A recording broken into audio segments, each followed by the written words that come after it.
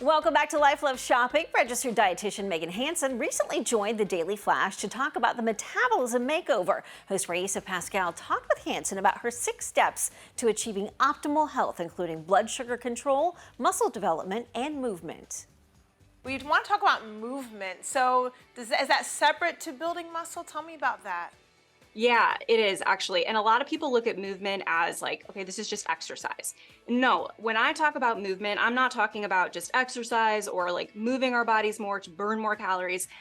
I'm really interested in movement because when we move more when we're especially in our 20s, 30s, 40s, it doesn't really matter, but it helps us to move more as we age.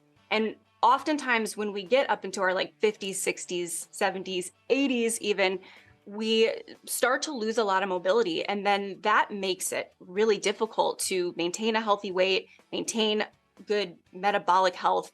And, I think we all want to be able to move more and feel really good as we age. So that's why I include movement here. Yes, it's great for our metabolism now, but even more so as we age. I think that's so important. A lot of us live sedentary lifestyles or have remote jobs where we're not getting out and moving a lot. So Big I time. think it's important to recognize that. We also want to talk about stress management. I think a lot of us are dealing with stress these days. So how can managing that help with the metabolism? Yeah, well, I like to think of our bodies as like a stress bucket. We can fill this bucket with all of life's stressors, and the body will be able to handle whatever fits in that bucket. And we were made to experience stress. So it's not like we're not supposed to be stressed, but most of us overfill that bucket. And I think we all kind of know what that feels like when we start to overfill it. Yeah. What happens is when we are stressed, we have a rising cortisol, and then the cortisol falls. That's the normal response. But when we start to overfill that bucket, it doesn't fall. It just stays up here. And that can lead to, damaged blood vessels, increased risk of heart attack and stroke, but also, insulin resistance, high blood sugar levels, increased belly fat. And that can make it really difficult to lose weight. So it's hard to kind of like link stress with weight management. But in our practice, we see that oftentimes as the #1 cause of weight loss resistance.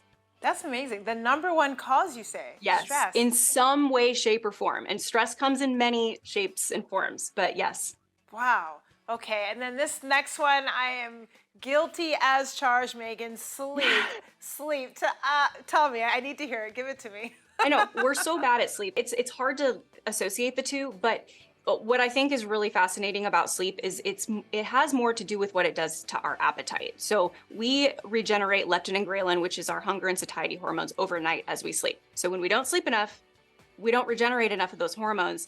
And you may notice, like, when you get a poor night's sleep, you are more hungry. And we actually have seen that when we are sleep deprived, we eat up to 300 more calories a day. And it's not chicken and broccoli, it's typically foods that are highly palatable, because sleep deprivation can actually produce higher peaks of the compounds that seem to act on the same part of the brain as cannabis. So we have a lot of things going on that works against us when we're trying to lose weight and not sleeping.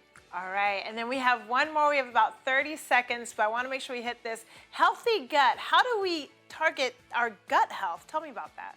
Yeah, well, really important to make sure that you're eating enough fiber, that you're eating fermented foods, a probiotic, but most importantly, just eliminating all the junk, like all the processed foods. These are going to really be hard on our gut. And the reason this is a problem is that when your gut is inflamed and it's not so healthy, it can actually affect your entire body. And this is where we see system-wide inflammation.